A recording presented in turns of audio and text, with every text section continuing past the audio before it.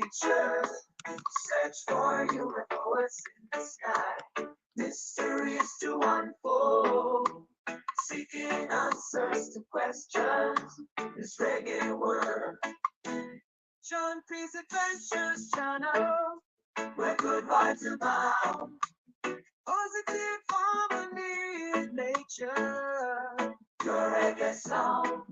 Dancing under the stars. Feeling the rhythm of the night.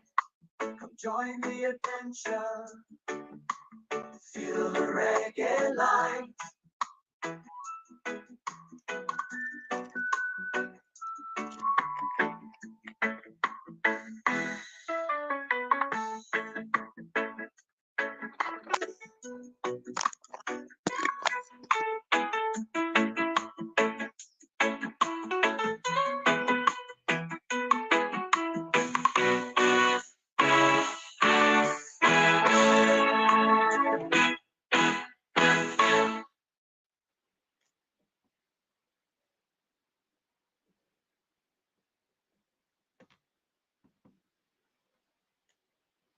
On P Adventures, he's on a mission. Interviewing adventurers in the lounge. Searching for answers about the mysterious lives near Mount Shasta in the dead of night. Ancient history, uncovering the truth. Delving into questions about unknown worlds. UFOs in the sky, shining bright. What's the story behind those lights? Oh, John P. keeps asking, digging deep, talking to witnesses who can see. Mount Shasta secrets they're about to unfold. The truth about the lights waiting to be told.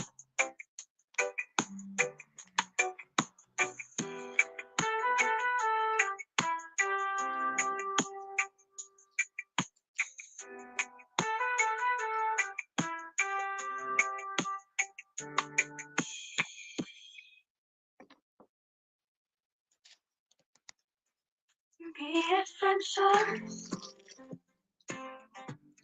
on a quest he goes,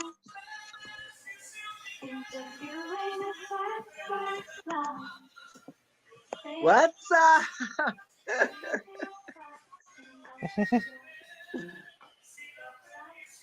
Can you hear me okay? Can you hear me? Yep. All fine. No echo, nothing weird. Everything's fine. Perfect. I'm Okay. gonna turn the camera very soon. I'm just clearing out the table. So, Okay. brother, how are you feeling? I feel great. I'm at my favorite taqueria, little Mexican restaurant. I'm having my coffee. I usually come here. I bring my laptop and I work on my job. And Wonderful. so it's great. Everything Amazing, finally brother. lined up. Everything lined up perfectly, I think. Thank God, man, because yesterday I was too wasted. I was very tired. I have to admit that. Sure. And today I'm much better, brother. Good. I feel good today too. Although I've been sleeping weird, so I have like neck pain and chest pain. But it's because I have too much crap on my bed. Like my bed is like half of it. I got stuff there, so I need to move it all, and so I could stretch out. That's the problem. Do you know the story about the princess and The pee. the peas? Yep. Yeah. We I'm are the a bit like princess. that. Yeah. Not to mention I got my cats. I got my cat at the bottom of the bed biting my foot, thinking it's a mouse or something. Oh, nice one. I had a little cat before called Sophia. Oh, nice. That's a good cat name, brother. and it was a male, and we called her Even better. Sophia Even better. because when I found him, it looked like a female cat, and You just look. Yeah, you just looked at it. You were like, you know what? You look very feminine. yeah, but look, look. I put the leg up, and I said, "This is a this is a male cat." But at the end of the day, I don't think it was. And the first time it went to the veterinary, he was like, "Oh, you got the name wrong."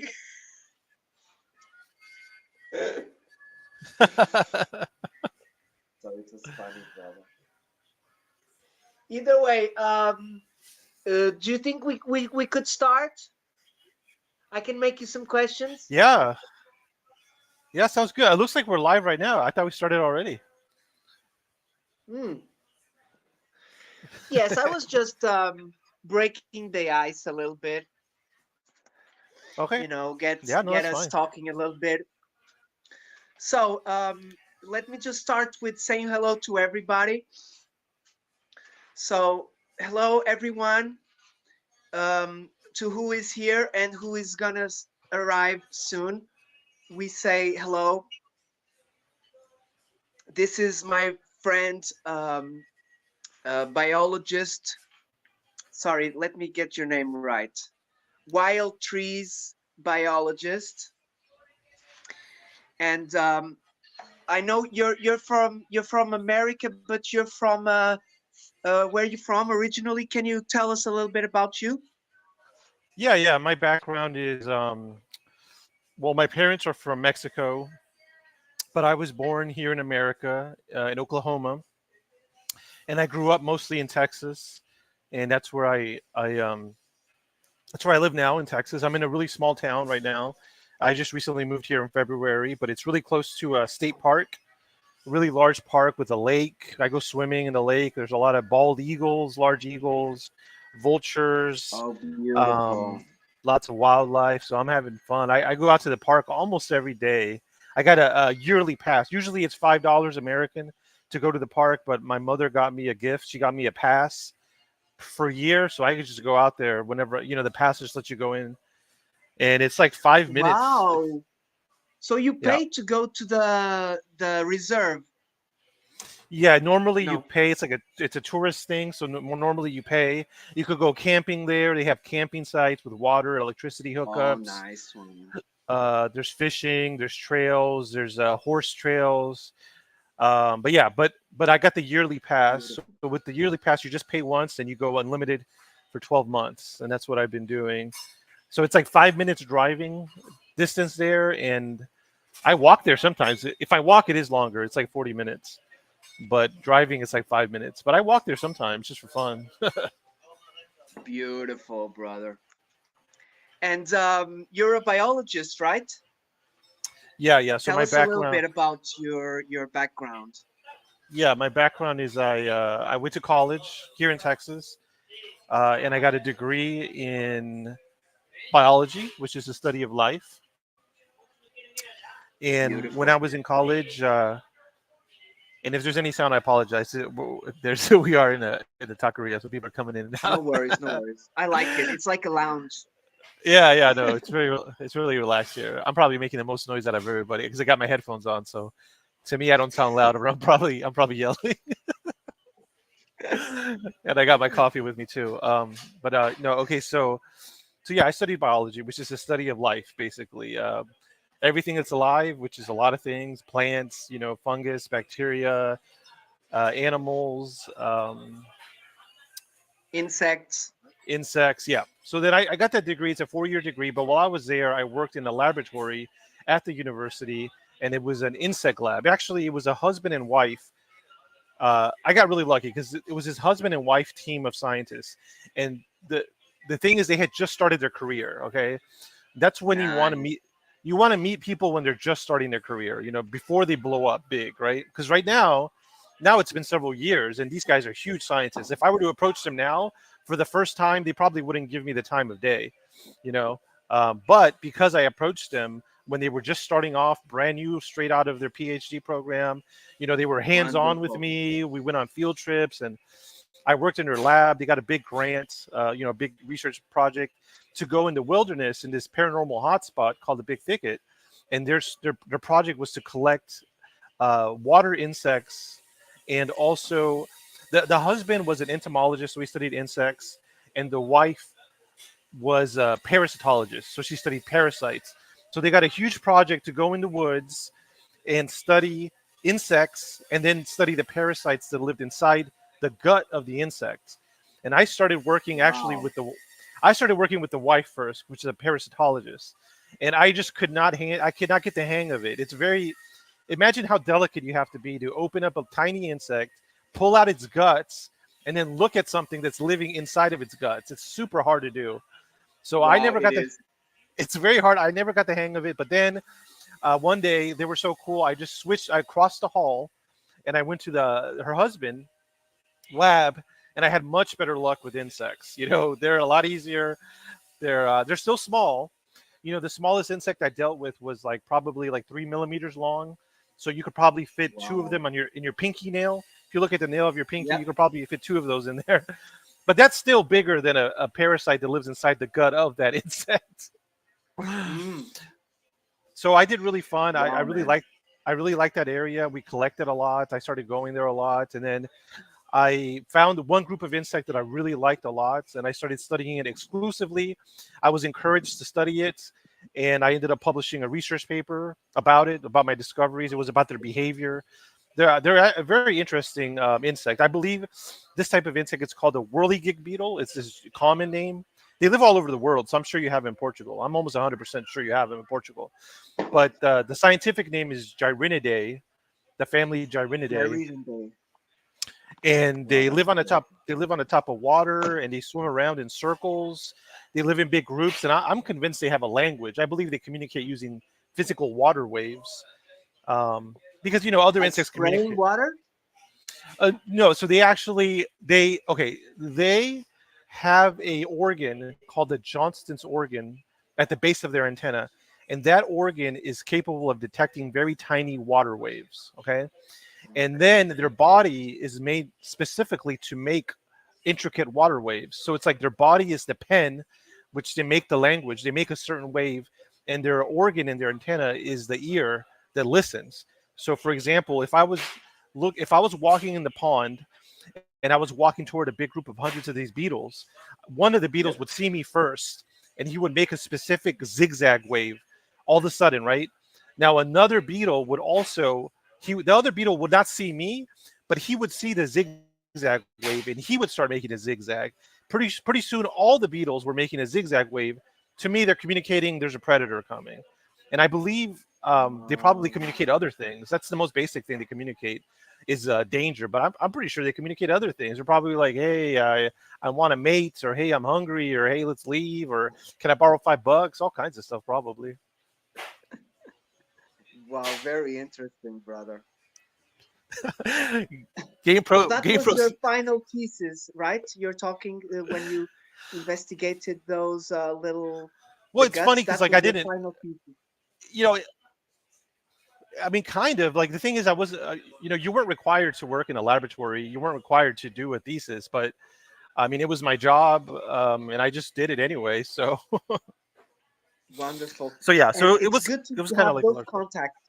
You know, people who grown around you, even if Yeah, you're not there anymore, you can always, if they need some help, outside contractor, you can work like that. That's the best way to work is a lot of little jobs, so you can yeah. To have answer your this free question time. from, Yep, yeah, from I was elder going to answer this medicine, question you yes, have here by, yeah, yeah. So I look, I love. I Mama said this Bear. before, but I love all animals. I love every animal that has ever lived before, every animal that's living right now, and any animal that will live in the future. I don't care what you look like. I don't care if you're a parasite that lives in a child's eye. I love you anyway. I love all life, but I am a specialist. I am a specialist in invertebrate life, specifically water beetles and this new organism that I started studying in graduate school called a water bear or a tardigrade. which is a microscope. So this one is tiny. This one is microscopic.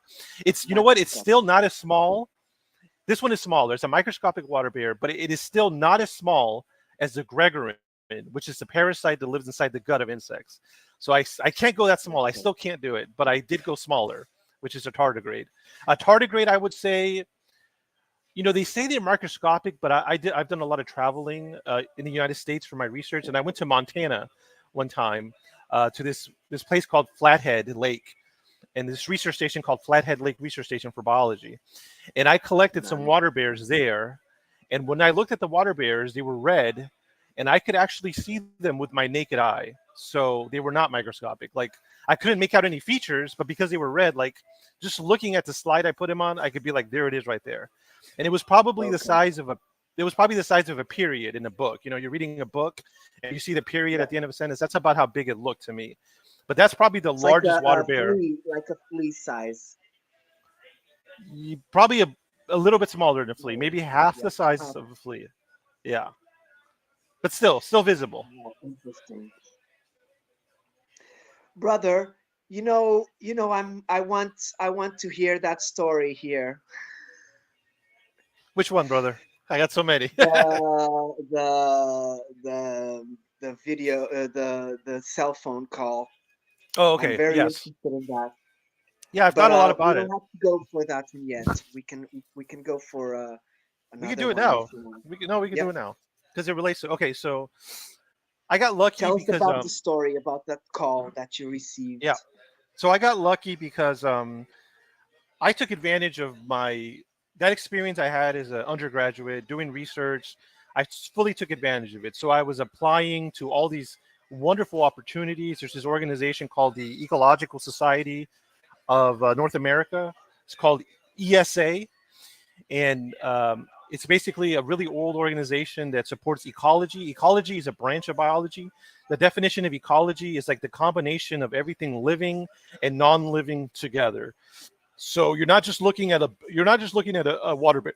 Excuse me, coffee. I'm burping my breakfast here. My breakfast tacos. No worries, uh, brother. so ecology is not just looking at the water bear. It's looking at the temperature. It's looking at the mountain. It's looking at the water. It's looking at the plant it lives on. Ecology is like it's a bigger picture. But anyway, that organization allowed me to travel for free to like Colorado, that Montana trip, Alaska. It Oh, was free nice. travel. So I was a young guy and I got to travel for free. Everything was paid for, my flight, my food, my accommodations, and I got to meet people. Anyway, part of that experience is I got to meet I got to go to this research station called the Big Thicket Research Station in Texas. That's where I first started doing research. And at Yep. first I went there with my professors and we would just go for a day. It was about an hour and a half from the university. So we would rent a van from the university. We would Nice, drive man. there and it was fun. But then, I continued going by myself and they had a house there that you could stay in. So it was in this small town called Saratoga. And Saratoga is like a one-horse town, like literally. There was only At the time there was only one little gas station in the whole town, and that's where you bought your food and everything. There was nothing else. I've been there recently. Now there's two gas stations, so it's a little Oh, bit better. nice. Um, and so they had this research station, and they were involved in studying the Big Thicket. So the Big Thicket is this big national preserve in that area of East Texas, and that area is America's first national preserve. So we have a lot of preserves in North America, but that was the first one. So that means that this is land that was set aside, and it's like you can't do anything here except for study, or except for letting nature take its course. Now, what's interesting, it's not one huge block of land. It's actually lots of little smaller blocks of land, but they're all connected by what's called a corridor. So they're connected by streams. So you have one big block of land here, and there's a stream the stream itself is protected as well, all the land around it. So that stream connects to another large piece of land, and then that one to another. So it is one big piece of land, but it's all connected through streams and rivers. And that's really smart because wildlife, they use streams and rivers to travel. Anyway, this Yep. area this area has got some of the largest biodiversity. I personally saw a lot of biodiversity in my projects. So that means you see a lot of variety of animals. You know, you see many different animals in one place. I could go on about the area, but that's just setting up what the area is like. And You at can the send me time, some pictures if you want after, okay, and I'll post them in my on my YouTube if you want, yeah, of course I could do that. as a continuing of this No problem. So then, wonderful brother. that's kind of the area now. At the time, I had no idea about the paranormal activity in that area. I did not find out about that until years later when I had like already been studying there very much. Let me address this by GamePro. He said GamePro says tardigrades are microscopic bears that float in space, time, and everywhere else. Yeah, so tardigrades they've been known because some people have taken them to space, and I think some of them got loose on Mars. I mean, not on Mars, on the moon. Some of them crashed on the moon, apparently. Well, just to talk about that, so there's kind of a misconception about tardigrades because people say they're the toughest animals on Earth, which is true. But I have to say they're also the weakest animals on Earth. They have this duality to them. They are the strongest animals on Earth, but they're also the weakest animals on Earth. And let me explain. These are animals that have to live Go in water. together. They have to Ah, live. okay. They're aquatic animals. So what happens is when you bring them out of water, they go into suspended animation. So they make what's called a ton, a TUN, and this is a protective case they make themselves of glass.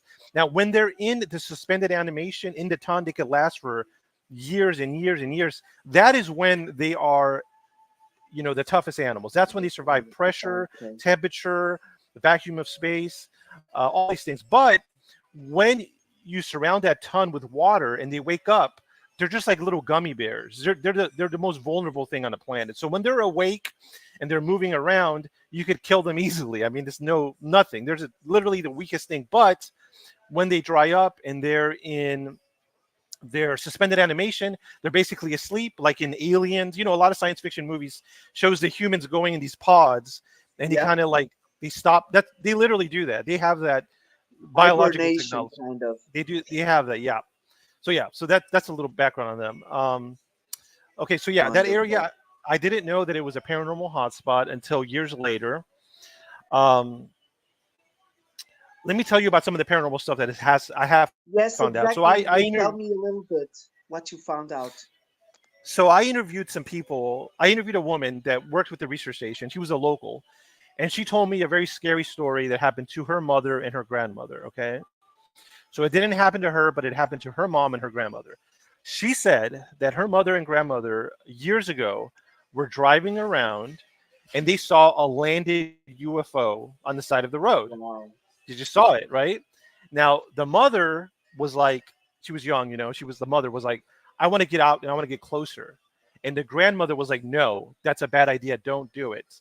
Now the mother did not listen and she did get out and she did get closer to the UFO. This is the creepy part, okay? They refused, the mother and grandmother refused to talk about what happened after that. That's where they just Wow. don't tell the story. And then my friend said that she was with her grandmother on her grandmother's deathbed. Grandmother was dying, and she was like, "Grandma, please tell me what happened when my mother got out and got closer." And the grandmother's like, "No, I still will not tell you." So I don't know. It doesn't sound great. I mean, they didn't get $1 million. They didn't get they didn't something good did not happen. I don't think. Who knows? But that's weird. There's this road there Wow. that's there's this road there known as the Ghost Road. It's like a really long piece of road, and it's really long and straight because there used to be a railroad track there, Okay. and now it's just a road you drive by.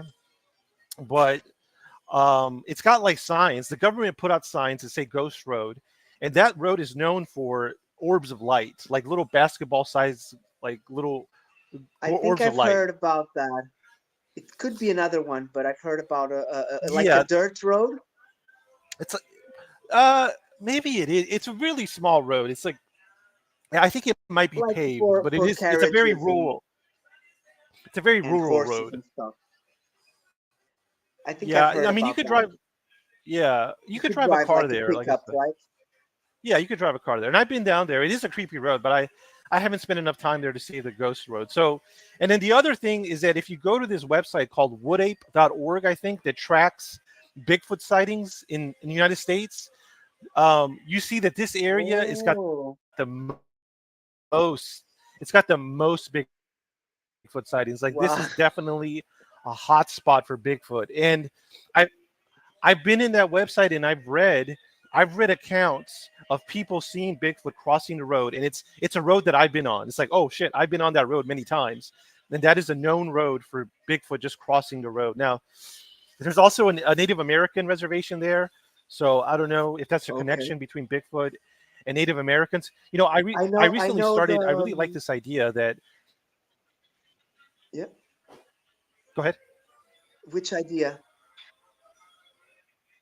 Oh, okay. I was gonna say I really like this idea that I read recently. There's this guy named Hammerson Peterson who talks about Canadian paranormal experiences, and he said that uh, the Native Americans of Canada, their explanation for Bigfoot was that Bigfoot is a regular person that became feral. So this is interesting to me because that happens with pigs. If you have a domesticated pig in a farm or a ranch, it looks very different. It doesn't have hair. Its teeth are kind of smaller. It's a little more Yep. calm. But if that pig gets loose, there's these genes, these epigenetic stealth genes that kick in, and it becomes huge, and its teeth get all big, and it becomes like a different animal. And that's what the Native Americans believe is what Bigfoot is. It believes that some humans have genetic information in their cells that is not human. It's like a Neanderthal, caveman, because there used to be a lot of Okay. different types of there used to be different people. So we live in a very lonely period right now because there's only one type of human. We have different Yep. races. We have Portuguese, the best people, Mexicans, the second best people, Americans, the third best. I'm just kidding. All people are beautiful, but that's just one species. That's just one species. There used to be a time that there was like Neanderthals, there was cave people, there was humans, there was Homo florensis, little people, and I believe we could The interbreed big because ones, the giants, the more some giant people. people have and I believe we could interbreed. So I was wondering, I wonder if maybe it's just that the people that have more genetics in them of these other relic hominid species, they're the ones that if they get lost in the woods, they turn into a Bigfoot. That's a very interesting explanation to me. But anyway, I think I set up this area enough. So it's a big paranormal hotspot. It's in the middle of nowhere. There's a lot of biodiversity. So I think it was 2017. I was having a hard time at home, and so I was like, you know what? I'm gonna go for a month. I actually stayed there for like 5 weeks. I'm gonna go in the middle of December, and I'm gonna stay there by myself. I just need to get away, and it was awesome. So I was in this little house. The house used to belong to like a person. It was just like it was pretty big because it was a big 2 bedroom house. It was like kind of an old school style house, but it had a kitchen, Nice. a big bathroom, 2 bedrooms, and I went ahead and yeah, as a scientist, I was able to reserve it, and I had stayed there before, so I went there in early December, and I had a great time. Like I said, I spent Christmas Day by myself. I spent New Year's by myself, and it was an incredible time. There was another researcher there because a lot of different scientists would come to this area studying different animals from all over the world. So I was alone in the house, but there was another scientist there, and she was studying mussels, freshwater mussels, which are like a Oh, bivalve. It's nice one. kind of like an oyster. So we would go to the woods together, and then I had fun. So I would wake up late, I would have my breakfast, and I would go in the woods. But the nighttime was very scary because that house was super lonely. It was very lonely. The nights were incredibly cold, and then the house was owned by the government, so the thermostat that controlled the temperature, it had like a little padlock on it. It had like a little clear cage on it with a key, so I couldn't control it. I was freezing cold that night. I was totally by myself. I've told this story already before, but I'll tell you again because I'm sure people haven't heard it. Yeah, I we became haven't heard that story. My friends haven't heard it. So right, pretend exactly. it's So the first time. I'll tell all the details. So the only friend I had was this roach. There was this cockroach that lived in the bathroom. Okay. Now let me explain the cockroach. It was a beautiful roach. It was a big, beautiful roach. Now It wasn't an invasive cockroach. It wasn't one of these German cockroaches. No offense against. It was a Texas roach. It belonged in Texas. It was just in the house because it was too cold. And when I saw it, Yep. I would be happy because I'd look at it. I'd be like, "Look, dude, it's just me and you. We're probably the only living things in this whole cabin, and I'm so happy to see you." I mean, there's probably other spiders I didn't see in the house, but I saw the spider in the bathroom, and I remember I was making smoothies every morning. So I left out some mango one day, and I don't even think it touched it. So I should have left it out some junk food. That's probably what it wanted. But anyway, that's how lonely I was. It's like kind of like that movie Castaway, where Tom Hanks, becomes friends with a volleyball. I was really gripping onto this cockroach, and At so least yeah, it's live. yeah, it's alive. It is alive. It has thoughts. It has a brain. At least it feels cold and the same feeling as you had. Exactly. Okay, so then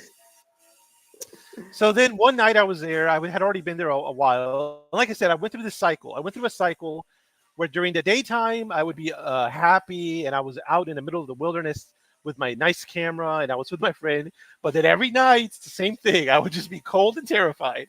And I stayed. I stayed for all those nights. I don't know how many nights, 30 nights, 35 nights. Anyway, Wow. another You thing that didn't have happened. a fireplace? No, there was no fireplace in the house. Nope, nope, nope, no. Just Oh blankets. my All I had was god. blankets. Yeah, it's All I better had was than blankets, nothing, and then right? it's better. It's better than being outside. That's for sure. Yeah, for sure. And so at the same time, UFOs were on my brain because that article in I think it was this article by Leslie Keene and Mr. Blumenthal had just come out.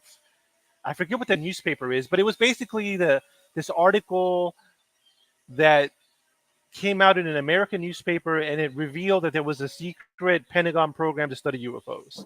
That had just come Okay. out, and that was really big news.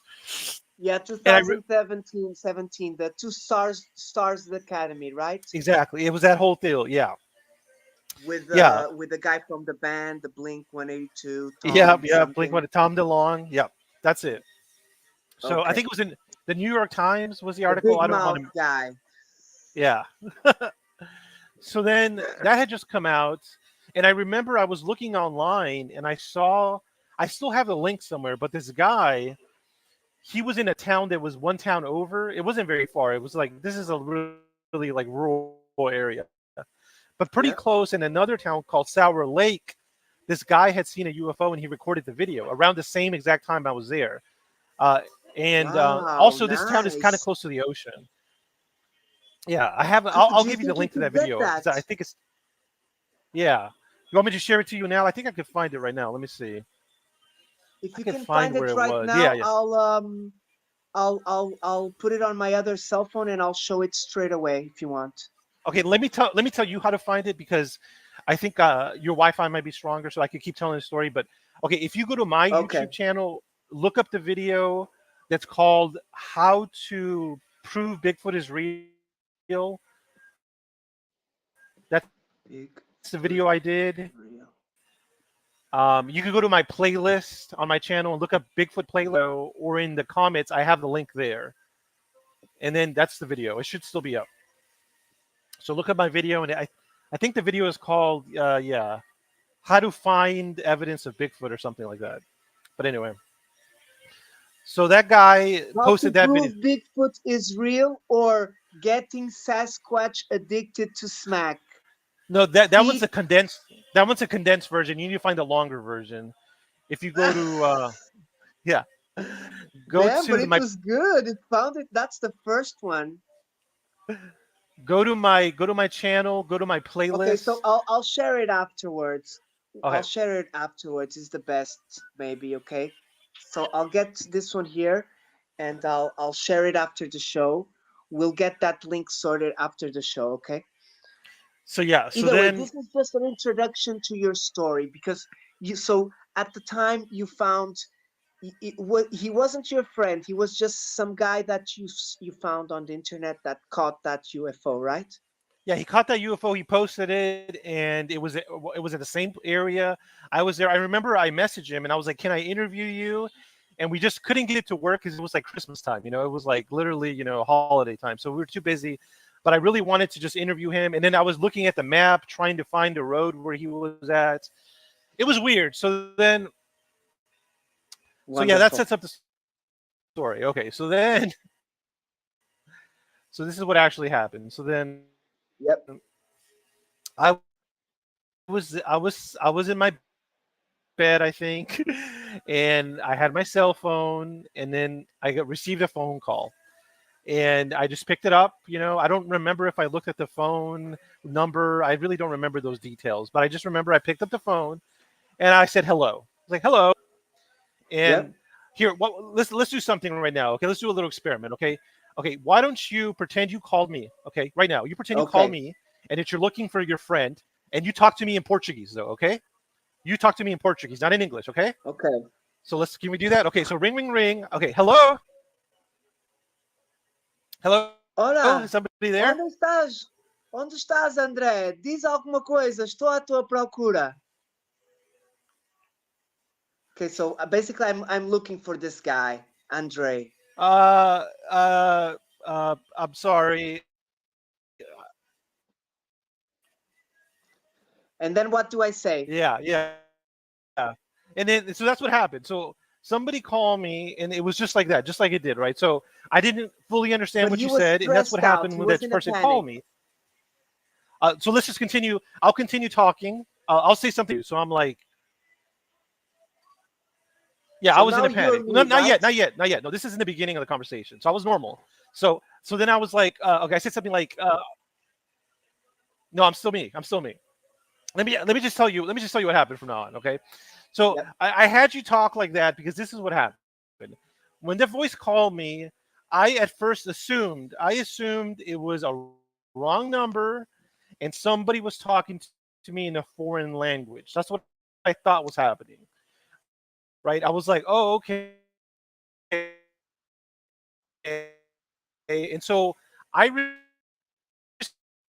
responded to just like you did. I didn't really understand you. That's what it felt like. So then, and then I was like, oh, hello, hola. I think you have the wrong number. And that's what I thought of. I wasn't scared yet. But then they kept talking to me. Realized I was like, wait a minute, this isn't. I realized two things. I was like, number one, this does not sound like a person, a human in a foreign language. And that's when I started to get the fear. And I've thought about the fear more. A UFO or a black eyed child, they say they just get scared, or a Bigfoot. They say they just get, and I wonder if that was happening. Like it was putting off those allergic reaction vibes. But anyway, so what I realized then, I was like, okay, that's when I started getting panicking. I was like, this voice does not sound like a human voice. Like it doesn't, because it doesn't even sound like a man. It doesn't sound like a woman. Like I couldn't get any sex out of it, and it didn't sound like a parrot or like an animal. Like literally, I could the best way I could explain it. It sounded like a gremlin, or like a goblin, Like or it sounded screeching and stuff. like, yeah. It was weird. It was just strange. And then the weirdest thing is that another one got on the line. So then it turned into a three-way call. So now, then they started talking to each other, and I swear to God, they were laughing. And it was funny because the other one that came on, they were the same type of animal, but it had its own voice. It wasn't a carbon copy. So there was two of Okay. these things now, and they were talking to each other, and they were talking to me. Now, honestly, they didn't really seem angry. They didn't seem panicked. Like I said, they were laughing. They seemed like they were having a good time. And um, I was scared. And then, okay, so then this is another part of the story I tell. So then okay, let me tell you this funny thing. Okay, this is why I added this part of the story. Because I remember I told this story to this other person, and then I explained to her how I got brave, and then I did something in response to all this, and then she made some comment like she thought it was strange that I was able to do that. But then now that's why I tell this part of the story. Okay, so the thing is that I have been in danger before in this part of the woods. So one time I went deep in the woods where the Bigfoot lived, and I got Yeah. lost. I got lost, and it was super thick woods. it's called a big thicket because it's big and the woods are thick. So when I was Yep. lost, the woods are so thick that in order to make like 1 inch of progress through the woods, I would have to crawl on my belly, and it would take me forever because it's so thick. And so that Oh, one time I got lost, and I basically had to not panic. I was like, look, it's possible that I might die because it's very thick here. The only way to travel is going through the water, but if I go through the water, I might get bitten by a venomous snake, or I might fall down and drown. So I had to just chill out, get my composure, relax. I took a break. I ate some snacks. I looked at my map. I looked at my compass. I thought about my life, and I controlled myself, and I got out of the woods. So another time, I was with my research assistant, and we were collecting beetles on the side of a river. The river had really, really long and wide sandy banks, a lot of sand. And I went to an area where there was basically quicksand. So as soon as I stepped on that sand, the sand went up to my thighs, and it was just like cement. I couldn't move, and I did start to panic, but I realized panicking was not going to help me. And once again, I was like, okay, I've gotten myself in this other bad situation. I need to relax, and I need to get myself out of it. Another cool observation about that quicksand is that my research assistant, she was having fun, and I noticed she was on top of the same quicksand I was in, but she did not fall down. yeah. Nothing happened to her. And I realized now the reason was because she did not weigh enough to break the surface tension. So she was so little and so light that she did not sink. But I was Yeah. much heavier, and I did sink. And she did not. She was so excited she didn't realize I was in quicksand, and I didn't tell her because I didn't want to like spoil the mood. So I just controlled my anger, my fear, and I got out of it very slowly. And so, You okay, so got I say back. those two things. I got back. And so I told those two stories Yes. because that's what happened again. I was panicked. I felt like I was being called by two aliens. I felt like something weird was going to happen. So I And told they could be myself close. they could be close. Now, looking You're back, alone. I and I'm alone and I'm already scared because it's cold. Now, like I said, looking back, I don't think they had malicious intentions. I don't think they wanted to hurt me. I wish I could have been calm. I wish I could have invited them over. I wish I could have been gone with the experience. That's what I encourage people. I say I say always be ready for a paranormal experience because it could happen when you're least expected. Be ready for it to happen and try not to panic. Try to go with the flow. Try to Because they remember as want you much to as you panic. can. They feed off that panicking, They feed off So many your people say that. fear. Yeah. So many people say that. So then, okay, so then this is the plan I made. So I was like, okay, I needed to do something. I can't just sit here and like panic like an idiot while these things are laughing at me. The laughing is really what set me off. I was like, they're laughing. I was like, this is bad. Whenever these two dudes are laughing, this is bad. So what I decided to do, I was like, okay, listen, listen. I'm going to just calm down and I'm going to listen very, very carefully to what they're actually saying. What is the actual words they are saying? And that's when I realized I was like, wait a minute, every single word they are saying is in English. Now, they're not using the words correctly or they're using English words in ways that don't make sense, but it is English. And I've since learned that a lot of paranormal creatures talk in this way. They talk in a weird English language. So I'm not the first one to notice this. So basically, I memorized just I one like little that. phrase. I memorized one little phrase, and I got to say, it's been years. So this is probably not the exact phrase they said, but it's the closest memory I have. So the closest thing I remember them saying was, "Where's the bucket, Leroy? Where's the bucket, Leroy?" Now, Leroy is it's a name. It's not very common. It is, I think, an American No? name. Maybe it's kind of associated with country people. A bucket is, of course, a bucket. It's like a little container. And so this thing was saying, "Where's the bucket, Leroy?" So I was like, "Okay, well, that's what it is. That's what it is." So then I started saying, I was like, "Let me talk back to them in their own language." So I started telling them, I was like, "Where's the bucket, Leroy?" I started saying it louder and louder. And then I remember I went outside kind of to show that I was brave. And I remember it was dark and it was cold. I had the phone and I started yelling, "Where's the bucket, Leroy?" And I remember I was just listening. And eventually, I don't know if I heard the click, but I saw they did hang up on me. Like they got quiet, they shut up, and they hung up on me. And I felt a little bit of victory. I was like, I don't know. Like I was like, I freaked them out. Like they scared me, but maybe I scared them, or they just didn't like what happened. They didn't like that, and they left me alone. And that's basically what happened. Weird, man. That's very weird, man. Now I try to go over like I'm trying really hard to be like, okay, what if it wasn't weird? What if it wasn't paranormal? Okay, so the most likely thing if it wasn't paranormal, it was humans. Humans prank Yeah, calling me. prank call. Now here's the thing, okay? First of all, I feel like if you're gonna prank call somebody, yeah, you could do it with your friend. That's a good way of doing it. But then it's like usually you talk to that person in English, right? So they understand you, right? And you know, I mean, the point of a prank call Yeah, is, I guess, exactly. to upset the person and to make you laugh. And to be fair, they did do that. They did upset me and they did laugh. So that's 1 point for the prank call scenario. Now, but the other thing is usually, like I said, you talk in English. So number one, they would have had to have this made up language, which is a lot. I don't know. It's like a lot of effort to go through. The other thing is they would have to use this voice modulator, which also is not that strange. People do use a voice modulator. But anyway, that's what I thought about. I was like, Okay, okay, like if it's you human, told me something that it was a little bit, it was and more animal than robot. It wasn't metallic voice, right?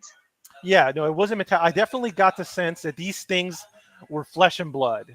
Like I felt like they were Okay, like born. I felt, animals or yeah, I felt yeah, like they like were a born. They were monster in a born. They way. were born from a mother. They were born from a biological mother. Maybe an egg. Maybe they were born from an egg or something. But they were born. They had a life. They breathe oxygen. Yeah, it felt like a living thing. So yeah, Very interesting, that's what brother. happened. And then I had another experience that was very it was a possible alien abduction story, and Oh my God, I this don't one think I heard that could one. have been more like, Possible I've told this one, but not lost not a lot. But time. I've told this one now. You lost some time. I will say right off the possible. It's hard to say about the lost time because if it's any if it's if it's not, I think it's an abduction. But if it's not an abduction, it was likely like sleep paralysis. But there's some reasons why it probably wasn't sleep paralysis. Let me explain. Okay, I was 19 years old. It was my first year I of felt college. paralysis once with medication, so Yeah, it's a weird feeling. I have to tell you that. I Go was for it, brother. okay. I was 19 years old, my first year of college. So I was still living with my parents. Now at the time, this is important. I was not into UFOs at all. Like I was not into aliens at all. I remember what I was really into were dinosaurs, Jurassic Park 3, who had just come out, and girls. And I wasn't Oh, even interested in. I love Jurassic Park. Oh yeah, yeah. And so I was into video games, girls, and Jurassic Park and dinosaurs. I wasn't even in college that much, but I was. What I'm saying is I wasn't into UFOs at all. Like at this time, I was not thinking about aliens or UFOs or paranormal, nothing. So I was taking a nap on the couch. It was a daytime nap. And I remember I woke up, I opened my eyes, and I looked to my side of the couch. And I saw what I thought was my two little sisters just standing there looking at me. And I remember thinking, that's strange. It's kind of creepy behavior. You know, your brother is sleeping, and so you and your sister just stand there, just looking at him. And I was like, okay, why is that happening? But then I remember I focused my eyes and I paid closer attention, and what I saw was not my sisters. I saw three gray aliens. They were very. Here's the thing about them. They were very, very cute. Like imagine if Disney or Pixar designed a gray alien. They were very Yes, like non-threatening. fluffy, light colors and round and Yeah, not exactly. Yeah, scary. not scary. Thank God for that. That's a little blessing. They were not scary. And I realized why I thought they were my sisters, because they were the size of little kids. They moved around like little kids. They were like very delicate moving. But then I remember when they saw me, they got scared. They were like, oh my God, he's awake. And they ran down the hallway. And I just remember I closed my eyes again and I went back to sleep. And then later I just woke up and I remembered it. But like a lot of paranormal times, people have paranormal experience and they just don't do anything about it. They don't tell anybody. Yeah, you're They kind of just go, they go, sleepy. yeah. So Wow. that's what happened. So the I don't know what's going on there. The closest thing I could think, if it was a normal explanation, would be that it was sleep paralysis and nothing weird. But the things that's strange about that is that why would I dream? Why would I have a sleep paralysis about three? Because I remember what they look like. I remember they were wearing little suits. I remember so many details about them, and most people don't Nice, dream of man. that in sleep Look, paralysis. They you dream, should draw that. You should draw that, Wild yeah, Trees. Please yeah. draw those details because you will lose them. You will forget them. And Well, if I'll you tell have you. some detail that nobody else has, and we can find out how they, how they, I'll tell you the closest that I make do us have. sleepy or whatever. There is an illustration of what they look like. The closest illustration I've ever seen. It's actually, I think it was, I think it might have been drawn by Preston Dennett. It's definitely one of Preston Dennett's I uh, bet so. He does have a illustrations in one lot of of his. stuff, man. So if you A see lot of one of my videos when variety. I interviewed Preston Dennett, if you look at one of my Yep. videos when I interviewed Preston Dennett, it's called "The Reality of Extraterrestrials on Earth." I interviewed Preston Dennett, and if you looked at the thumbnail of that Wonderful. I picture, love that show, man. yeah, thank you so much. If you look at the thumbnail, it's got a picture of a gray alien, and that's what they look like. It's so cute. It's got, yeah, that's the closest I've I seen. think 'Cause, I've seen it. I'm remembering it like a little bit rosy. yeah, it's a little rosy. It's kind of like Am a I little right? tiny little, yeah, little tiny smile to it. Yeah. So I mean, Wow, and man. it's funny because people have. I think there are different gray aliens because I was just rewatching an episode with that I did with John Cardy. John Cardy is like an abduction experiencer.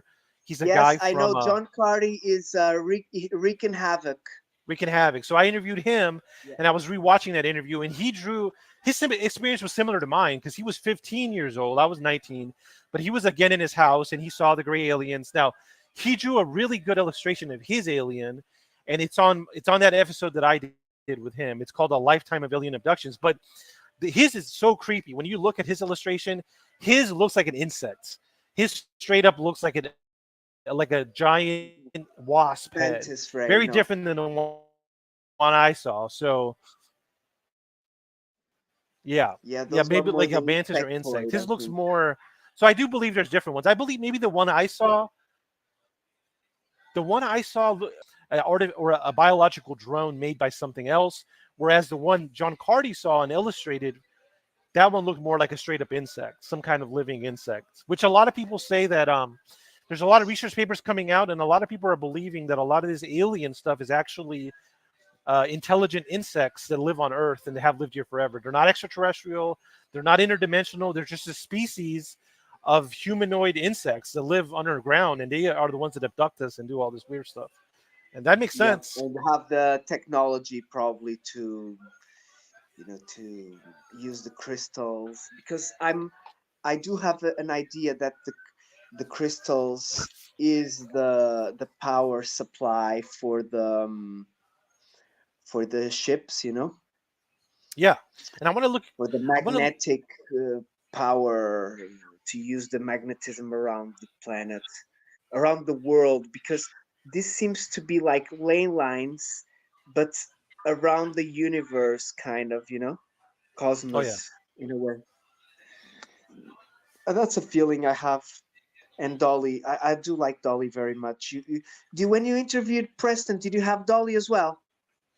Yes, I had Dolly and Preston, and we did like a 2.5 hour interview. And I've been thinking a lot about Preston and Dolly a lot because they are 100% behind extraterrestrial. They're like it's 100% extraterrestrial. It's just extraterrestrial. But there's so many people coming out and saying, well, look, honestly, I think it's a combination of everything people have said. I believe it's a combination of time travelers, interdimensional, crypto terrestrial, time travel. I think I said that. I think it's a little bit of Dimension, everything. Dimensions. But capabilities Preston, of Preston, but Preston and Dolly, the they dimension. honestly think they tell me it's just 100% extraterrestrial. So I don't know. Remember, Preston, he did have experiences, but he does have a lot of things that he doesn't really talk. Right. Um, People don't like to say, they're everything. Like imagine, like we talk here. we talk about our experiences, but some people, maybe because they met others, remember when you meet certain people which are already kind of in contact, sometimes it kind of rubs, it kind of their evidence is shown to you as well. And I think that's a little bit Hmm. of what happens, with him and Dolly. I do like them very much. I do see them when I can, and I love Dolly's advice. It's not bad advice, man, and it Yeah. doesn't hurt. You know what I mean? When the advice doesn't hurt, it Yeah. means that it's, Now, when it's free and it doesn't hurt, it's good. I want to really quickly Wonderful. encourage Go for everybody it. in the room. Yep. I'm sorry. I was Tell us a little bit just going to about your channel. encourage everybody in the room to please subscribe to my YouTube channel. You just go to Google and you just type in biologist wild trees, or you go to YouTube. Sure. So Can my YouTube anyone do channel that, please? is basically a combination of movie reviews, video gameplay, and paranormal interviews and paranormal topics. So yeah, that's it's basically the three things I do. I am a biologist. So yeah, I was going to shout out everybody. So You're a good I old encourage you, friend, like I said, brother. go to YouTube or go to Google, type in Okay, I biologist just wild posted. trees. So let me just shout out everybody: Randall Rhino Here it is, Outdoors, please guys. subscribe. Please. Terry B, Yay Ina Journeys. I'm sorry if I'm mispronouncing that. Mighty Righteous, Ghost Yeah, Lore, yeah. Shannon's Channel, Sidvich. Oh, yeah, brother.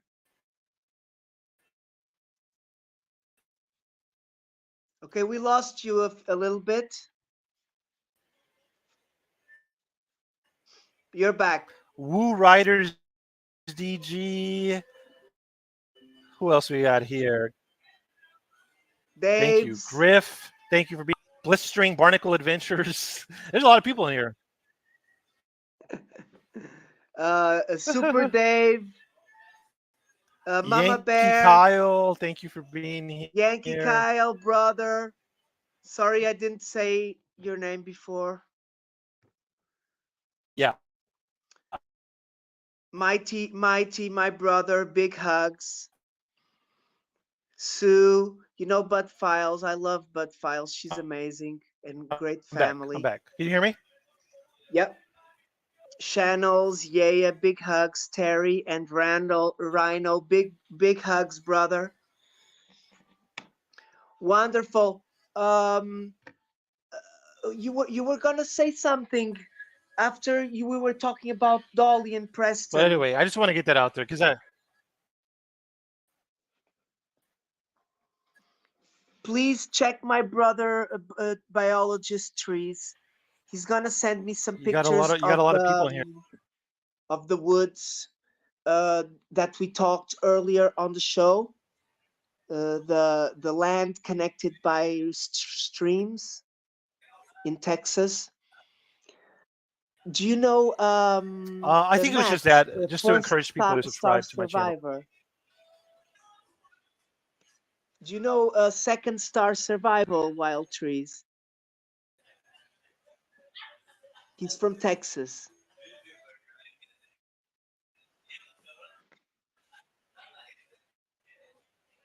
You hear me? Who is that? Is that some? Second star No, oh survival is no, a I friend don't of think mine, so. and he's from Texas. Yes, can you hear me?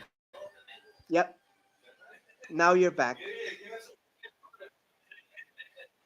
So it was your micro because I'm listening well. Okay.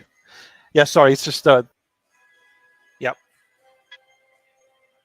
Okay, so brother, give me some comments of what you think. How's the just to finish of you can talk anything you want if you have anything you want to say, but let me just ask you something. What do you think about the current state of the disclosure, the public hearings and all that American politics on UFOs? Tell me a little bit of what you think about that.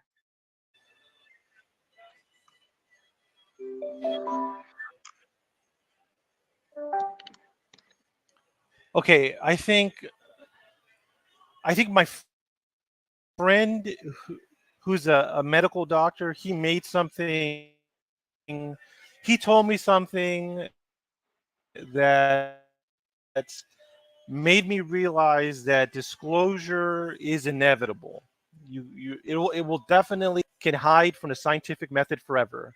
So that means that, and I think that's what's happening right now. I think technology is just advancing. People are getting more technology. We're communicating easier, and this is part of this. Eventually, we're going to find out much longer it's going to take. I don't want to make any predictions. I would just say there will be a point in the future where we know the truth about UFOs or aliens. And the other thing I like to say is that, like, there will always be a paranormal, because paranormal to me just represents the things we don't understand. So once we understand aliens and UFOs and Bigfoot, there will be something even more strange than that replaces them.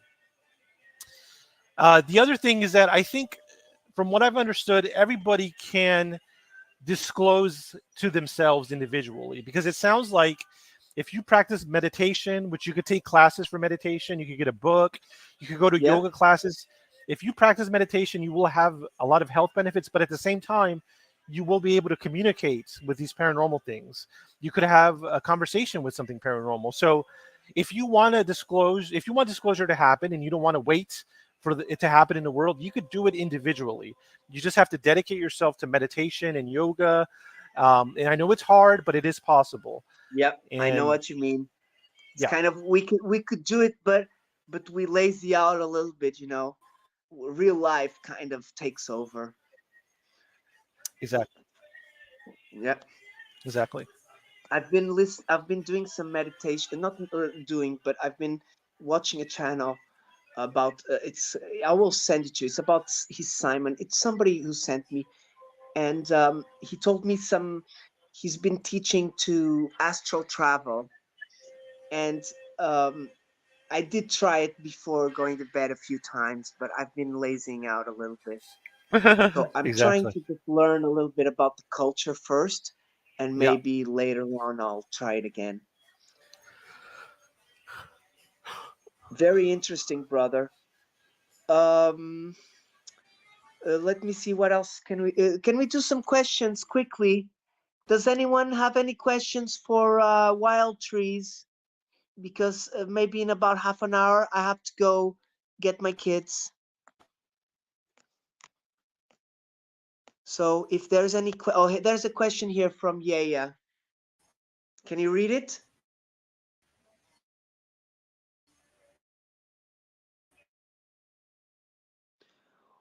Are other countries more open about UFOs? Do they disclose more than our US government does?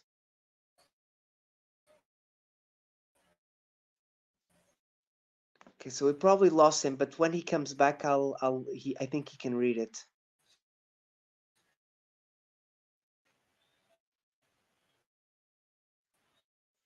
If you need to go out and come back again, don't worry, brother. You can do that.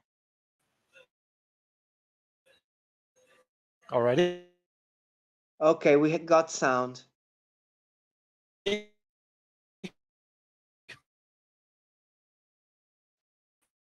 You're back, but jumping a little bit. Let me try turning off my other phone. A video, it'll be less data for me. Okay, you're back now, but you stopped a little bit. Okay, start answering now. I believe France is more open. Oh, yes? Why do you think that? to disclosure. A lot of generals published this paper talking about how UFOs were real, Oh, I and didn't know about that.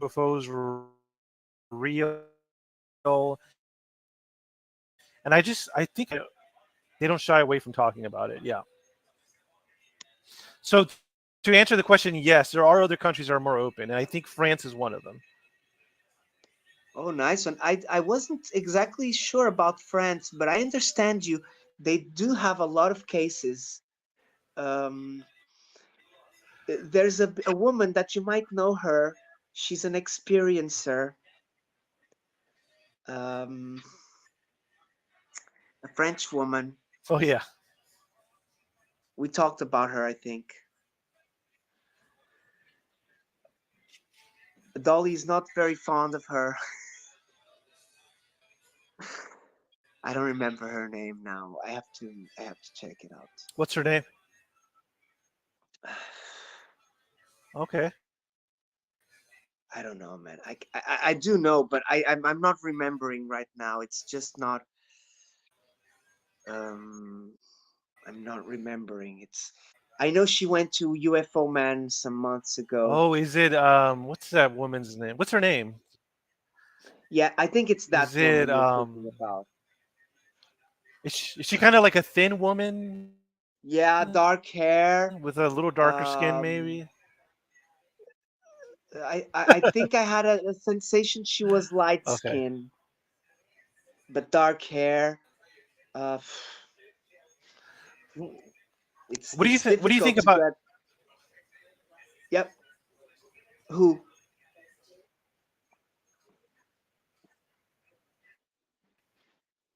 What do I think about who? Oh, okay.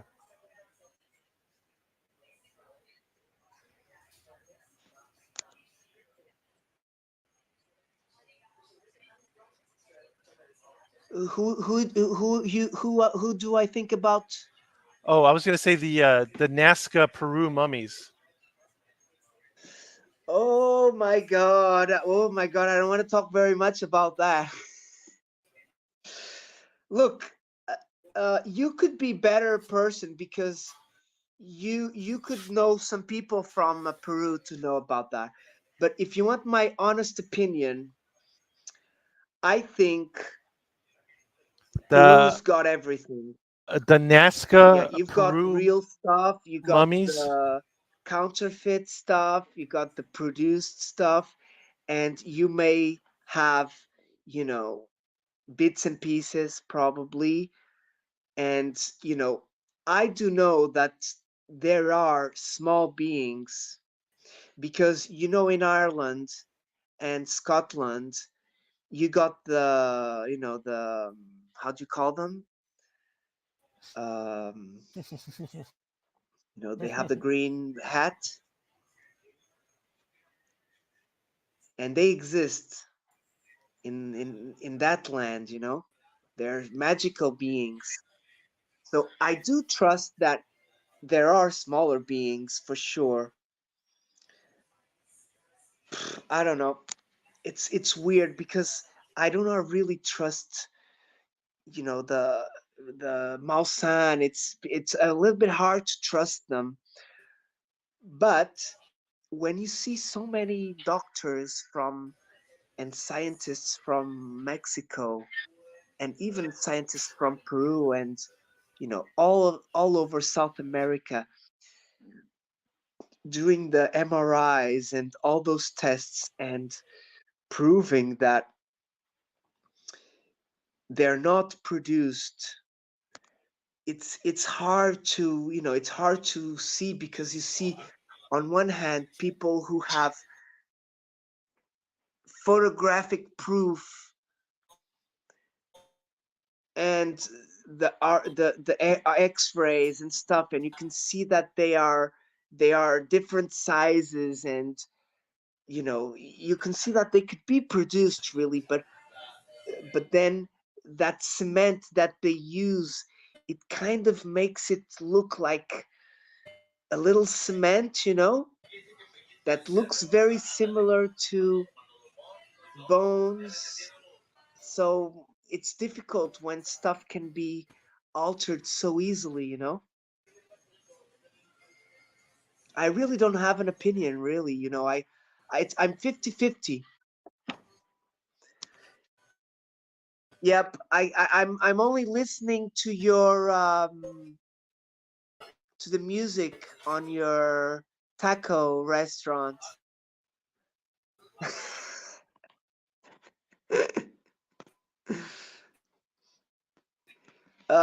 If you want, you can come back. Um,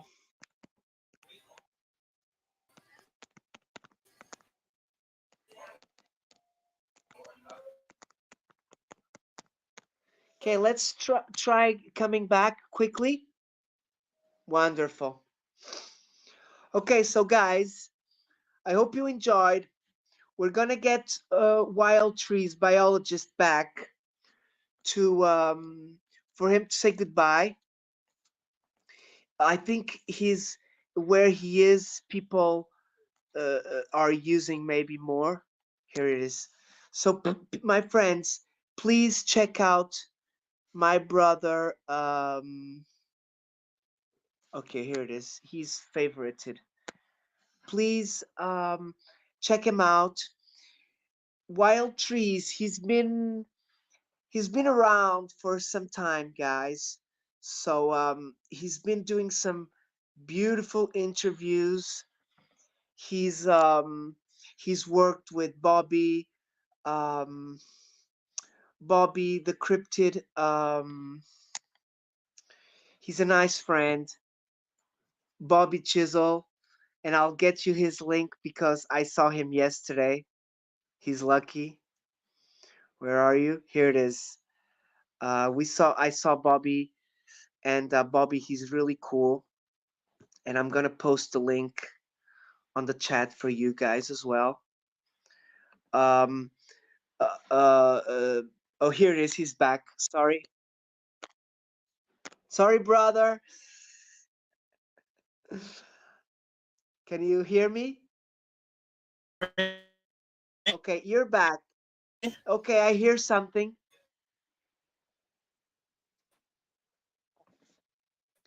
Okay, so this is Bobby.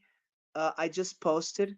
Okay, so his Wi-Fi is getting very weak. Let's try it again.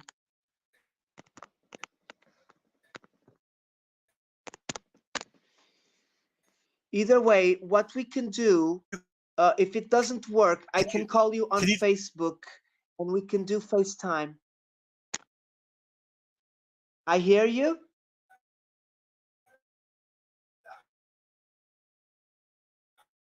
I hear you.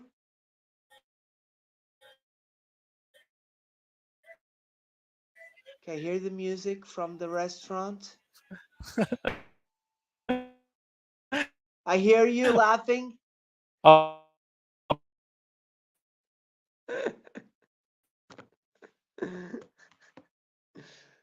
Look, brother, let me try calling you. Okay, let me try calling you on Facebook just for you to say goodbye.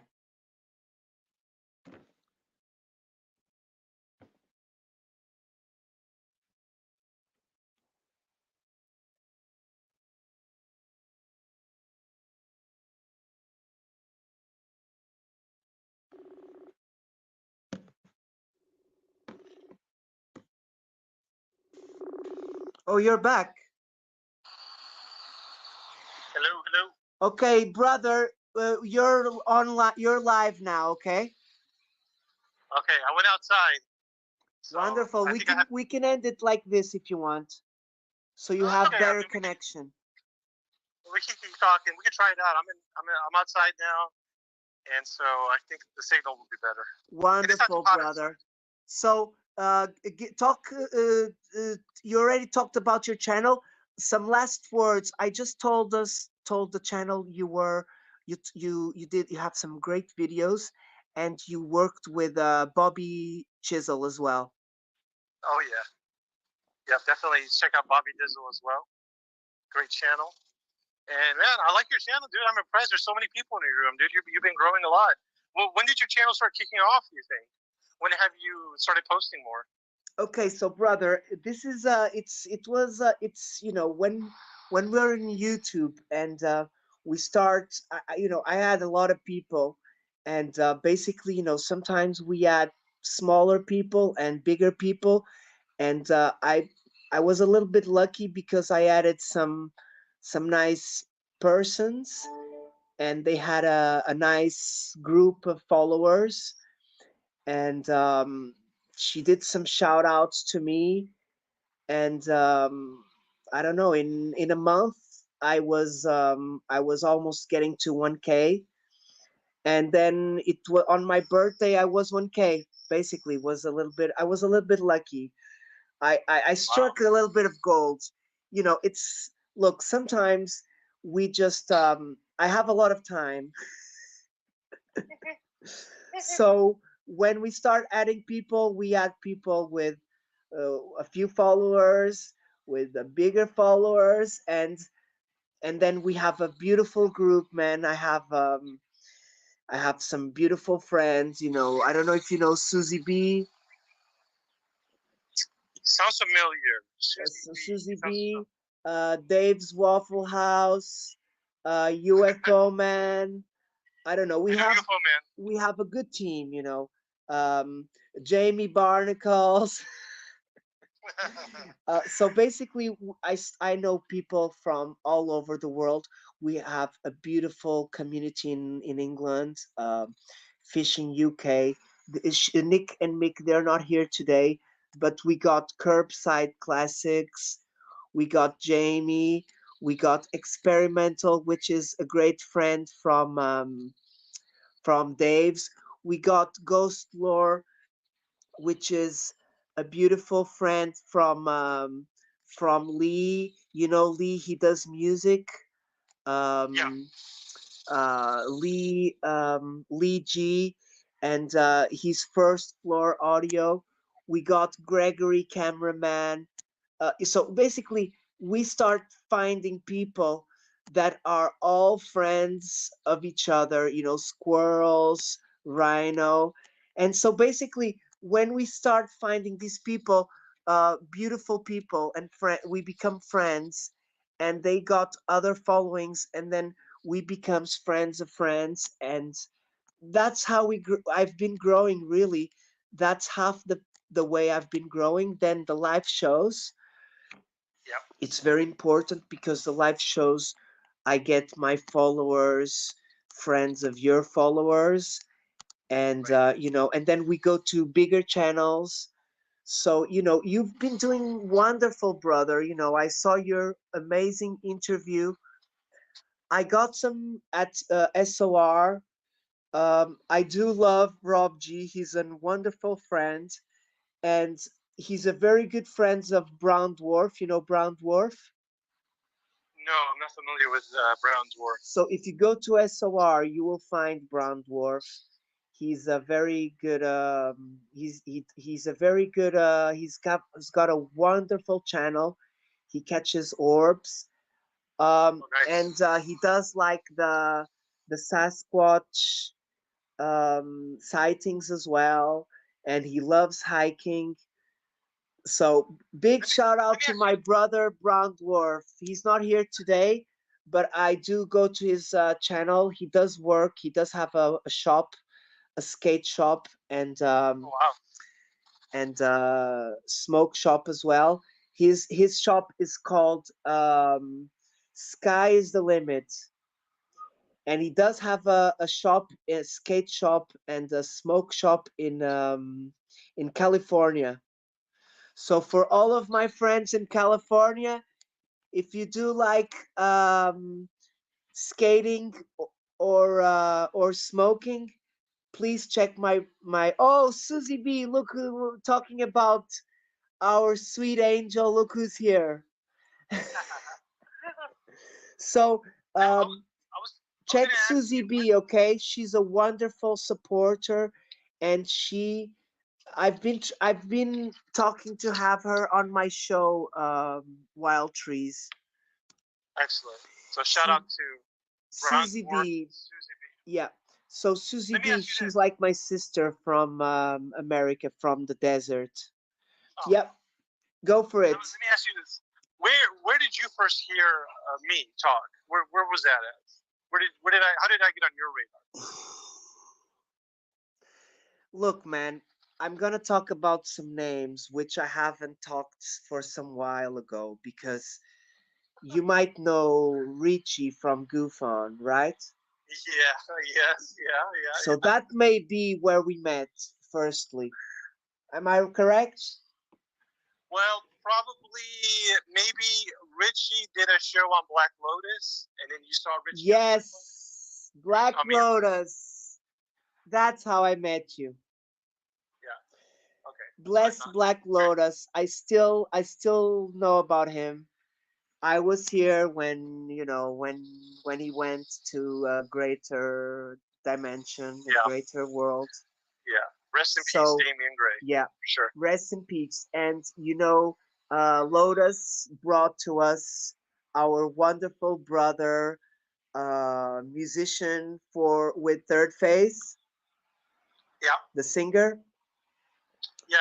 What's his name? I'm missing his name, but I do love him, and his name is gonna like flash into me. Dark Hour Paranormal. Dark Hour Paranormal. There you go. And so Yeah. basically, you have been a big blessing, and Dark Hour Paranormal as well.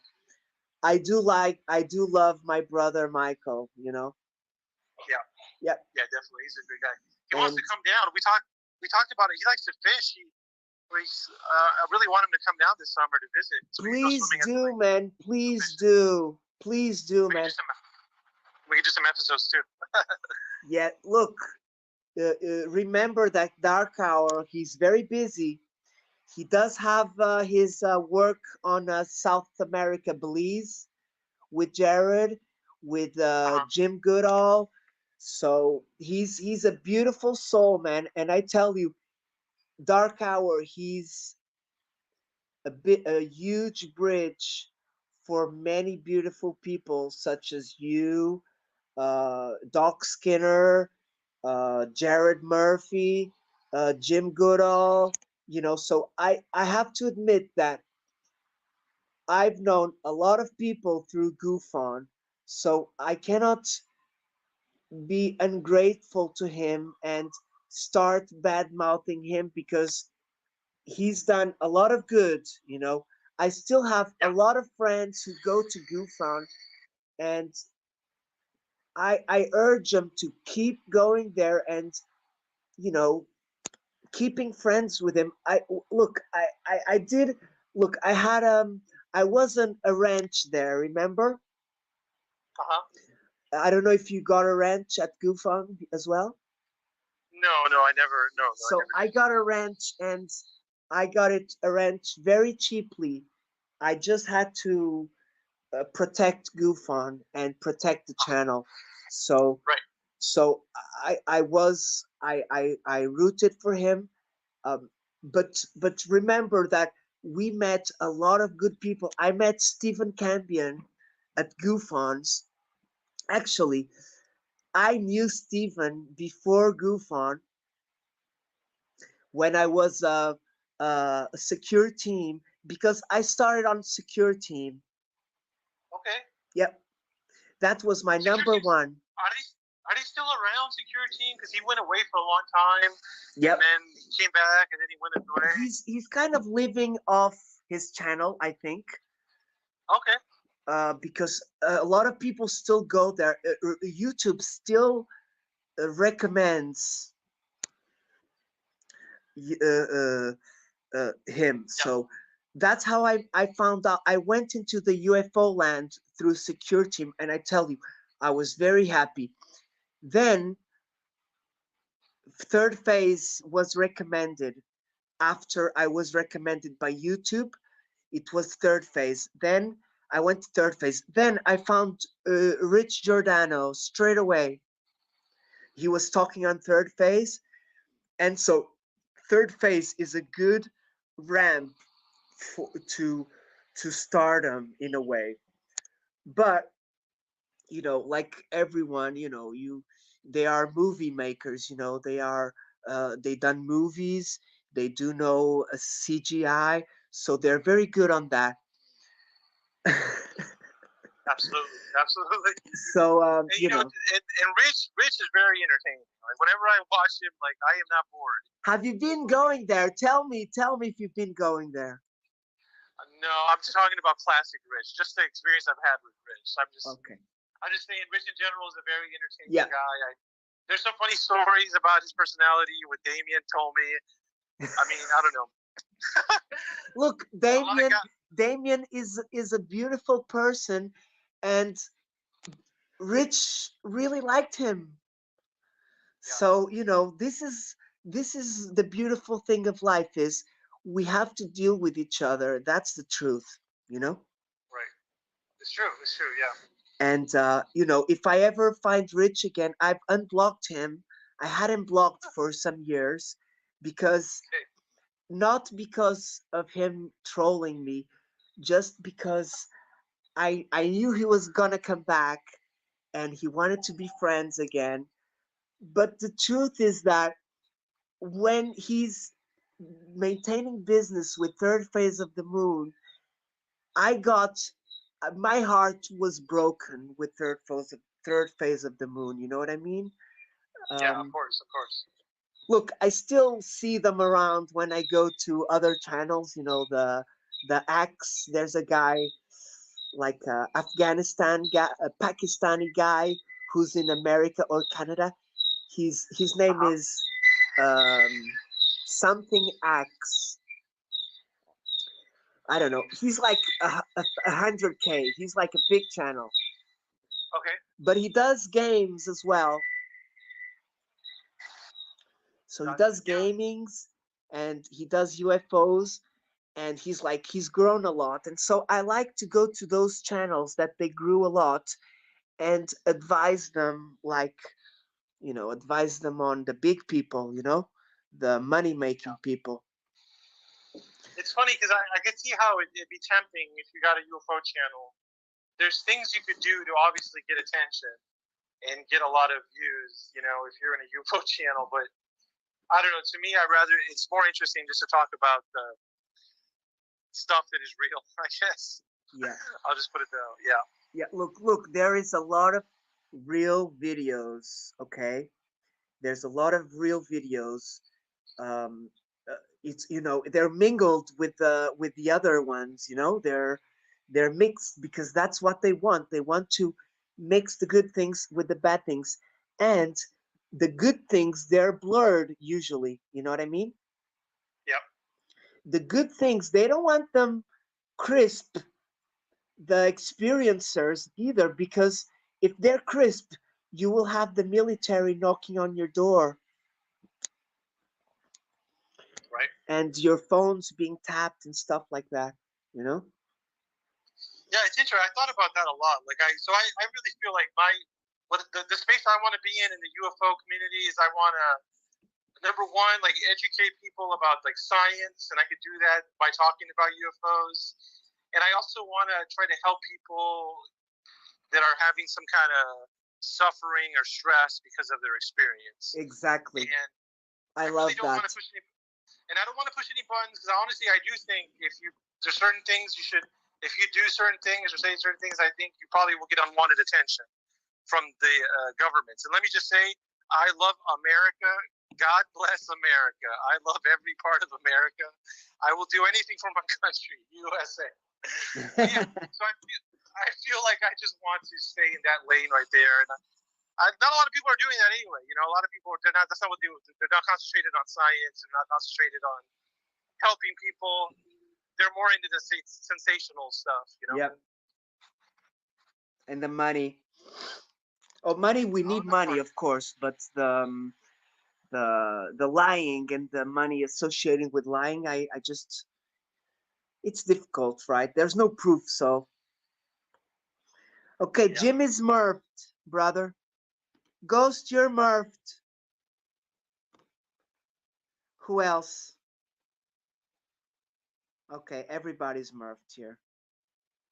Wonderful. either way, look, we've gone a long way, right, to Wild Trees. Yes, sir. It's true. It's been a lot of we've passed the Miami like few years last year. People, people. Tell me what you think about that. I didn't ask you much about that yet. I don't think so. The Miami Mall experience. Yeah. What do you think that was? That one, I think there's too little evidence to say that it was something paranormal. I mean, that is a lot of cops. But Me there's too. too little evidence. There's just some random accounts. You know, the one that happened almost a year ago, it was like 13 months ago. It was in May of last year. The one that really interests me more, and I think is more credible, is the Las Vegas backyard UFO sighting. Yeah, me too. You know what? I still don't know I still don't know what country those guys are from. I don't know what language it is. It's not Spanish. It I don't know could what be. language. It could be like Equatorian, Peru. Yeah. Uruguay, Chile. Exactly. Probably something like that. That's what it sounds like. Yeah. But yeah, those people, I don't think that's a hoax. I mean, the whole family involved. I mean, I think it's like a felony to call the, 911 services with a lie. I mean, I think that happened. And if you look at what they described, a ship crashing or landing in their yard, and then they saw like at least two super tall, gray-like looking aliens. Translucid. I mean, if you look, there's that video with the blurring of the image above the the door, the outside door. And he even said, Angel was his name. He even said that when he first looked at where the crash was, he's like, the crash looked blurry with his own eyes, not with the camera. He's like, my eyes, I was looking at the backyard, everything looked clear like normal. But when I looked in the middle, it was blurry. So obviously there was some kind of blurring technology going on. And wow, man.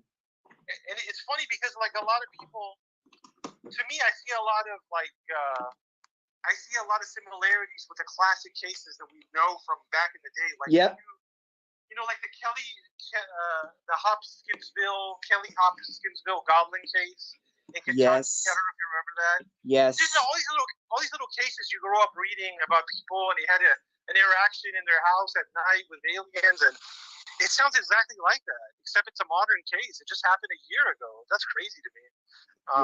But yeah, I think that I would love to get on Angel's radar. I know every now and then he does interviews, but I would love to interview him, approach him as a scientist, and be like, "Look, man, I just want to answer some questions and learn." Please do, brother. Please, look. I'm gonna try and finding his mail or something. Try and getting his contact, and I'll send you. I know he's been around somewhere, but not very big channels, like more Twitter and Instagram channels. Oh, look who's here, my brother BJ's Misadventures. He's a beautiful friend from Canada. Now, let's go back to the Miami case. Let's go. Tell me what else did you think? We have the video of the meteorite, what seems to be a meteorite, but could be something else, Well, if it's a meteorite, it's interesting. Like, where is the meteorite? If it's a meteorite, where is it? Can we find it? I mean, if it's a meteorite, it landed somewhere. Can we go get it? Why has nobody said where it is? Look, did you know that the Portuguese meteorite from last month, they were saying that it could have fallen over the mountains, but afterwards they corrected themselves and said that it fell over the sea. Okay. So interesting. It could have fell anywhere really, but they say that the most likely is that it disintegrated because they say that the blue color is magnesium, I think. And wasn't that the color of the one in Las Vegas? It was blue as well, I think. Yes, exactly. But this one here, you could see the stone, the rock kind of disintegrating a little bit. The Las Vegas, maybe because it was a chest cam. Yeah. You didn't see as well, but in the Portuguese one there was a bang. Uh-huh. There was a house camera, one of those driveway cameras Yes. that they say they appeared the luminous something luminous and a bang, but they were saying that it was the next day of that meteorite. So I'm not sure if that was misinformation or it's true or not, because they can just say it was different times, so that takes a little bit of credibility or gives it. So I don't know. I really. There's a lot. There's a lot of money in meteorite hunting. I saw this video about this guy, and he makes a lot of money finding meteors. So what he does is, I guess he goes to websites or online, and as soon as a meteorite is sighted, it's falling, he just books a plane and he flies to wherever that is, and he goes out there with his metal detector. Yep. And he tries to find it, and he finds it. He can sell it for a lot of money. Those are very valuable, the meteorites. I was thinking of doing that when this meteorite fell. But the problem is that when they told first it was a mountain. The police went there, I think. They didn't find anything, they say. But then when they say that it could have fell on the water, on the sea, that puts my city, my woods on the map. But I still do metal detecting, so Exactly. Cool. Now it's hard, right? I was gonna ask you about the Miami. What are your thoughts on Miami, that mall? Look, after I saw that video of the translucid being behind the wall, the fence, and over the fence, I knew that something fishy was happening. Because remember, there are two. They got on camera two beings. They got the one which is next further apart, which is next to the tractor, and you got that one over the fence, which everybody have done a video about it, and I think it's very conclusive. Yeah. So there was a being further apart, and there was one right next to the humans, and I think that the one next to the humans was just there making sure that they wouldn't get close, maybe to the craft or to the other being. I don't know. But They got scared. Something happened, and they definitely got and they scared. ran away, right? They came back. They said they saw someone. That one who was making the video saw the being over the fence. So they got videos of the being which was further apart and the one which was closer. And because it was translucid, I don't think they were gonna shoot it, because they didn't really know if they were shooting a transparent thing that it couldn't do anything. Remember that the technology of invisibility is already present. The Chinese got them. It's like a blanket which you put over you, and it's like nanotechnology, and they feel what's going, the colors behind, and they completely, they exist, man, but not anyone has access to it. Of course you're not gonna have access. And what did you think about what happened at the mall in Florida? The mall, when that guy made that a video about the machine that the kids brought there. Yeah. Do you know what came to mind? Wild Trees. You're gonna think this is crazy, but what came to mind is the immigration to America by Asians, mainly Asians, I think, but everyone really, South Americans and Asians. And I do think that many of the Chinese people who are running away from their country, they're running to America for a reason, and I'm not thinking spy is the bigger reason. Okay. You know what I mean? Yeah. The Yeah. biggest reason is so that people do run away from, the communism, Uh from huh. Uh the huh. lack of freedom, Yeah. but as well, they can experiment on these new technologies that they cannot experiment in China. Oh, see, that makes sense. See, you know what that reminds me of? It reminds me of a joke about like it's a dark joke, and I would never do it. But it's like if I ever wanted to do some kind of weird ghost experiment or like Ouija board type thing, and I didn't want to do it in my house, I would go to my friend's house that I didn't like that much, and I would do it in his house, and then I would leave, and then whatever bad happened, at least that's what it reminds me of, right? It's like I Yeah, don't want to do this in China, but let's go somewhere else and do it. yeah, but Yeah, think I like so. Think that in China they will kill you if you do that. right, You know what I mean? right, right, right. Or Yeah, in and anywhere else. Either way, I'm talking about the the technology, the technology. But yeah, then you have normal immigration. Have the immigrants who take like months to get to America, and they have to walk, and they can be abused by the gangs and whatever. But yeah, then you have the other people which they arrive in America and their sneakers, they're not even dirty. You know what I mean? yeah. And Absolutely. many people run away because they want to have kids. They cannot have kids in their country. So if you think about it, Wild Trees, the main reason why people run away from China is because they're pregnant with a Hmm. girl.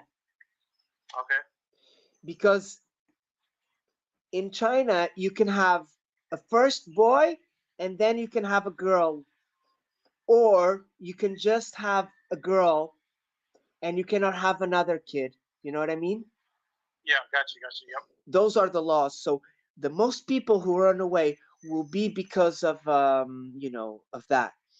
But then you have the people who work in maybe in sciences, and um, they cannot grow on their knowledge because China doesn't allow them, and then they will run away, or maybe the government is putting pressure.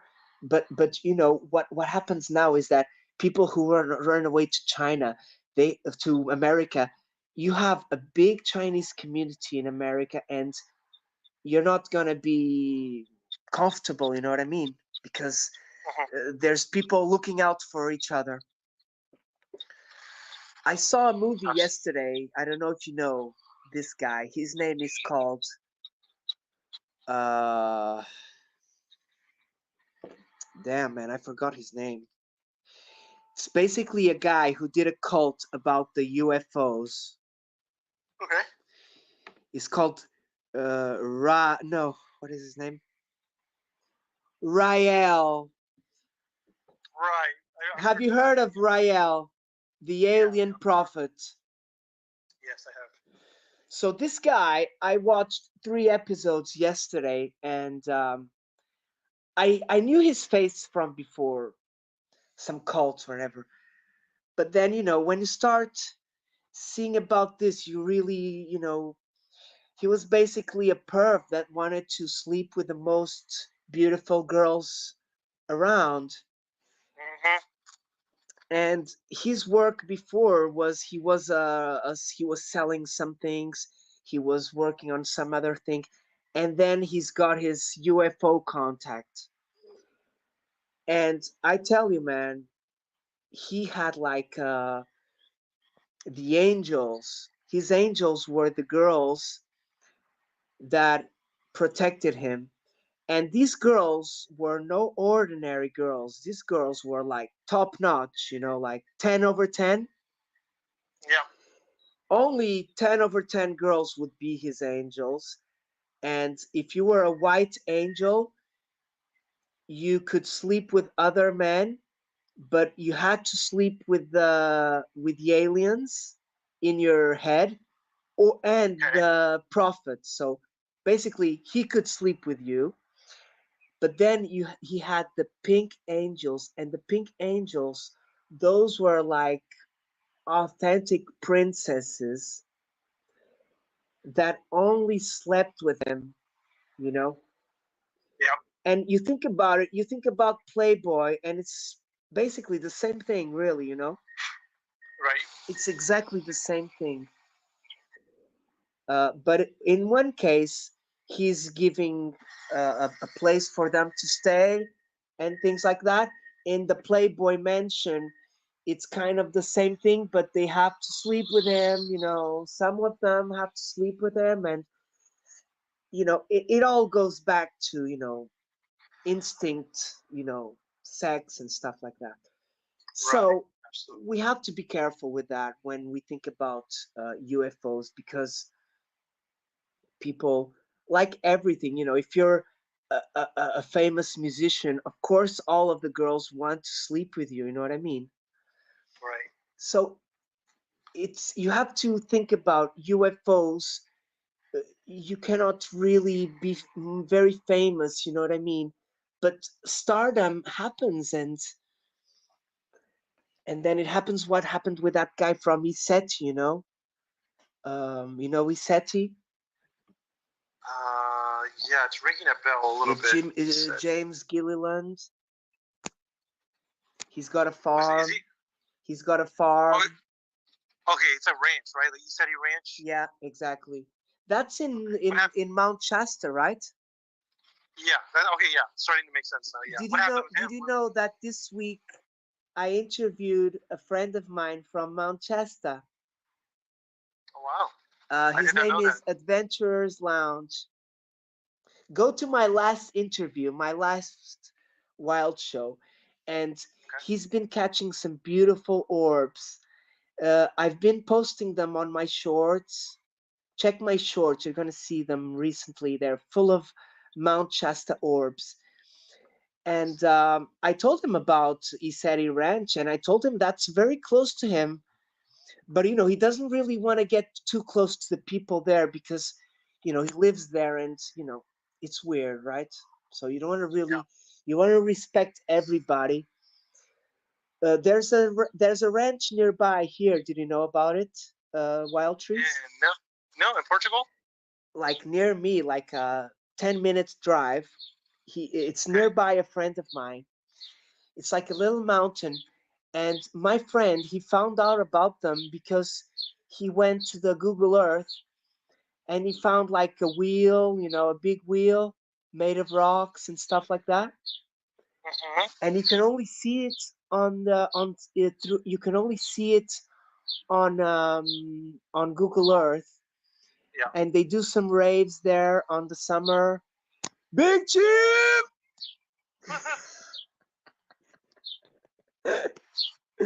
Okay, so we have Big Chief on the house.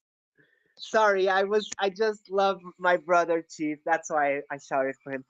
Yeah. And No so problem. these guys, they do retreats, but mainly it's people who come from Germany, people Okay. with money. They come to the retreats. They have several buildings. They have a big area.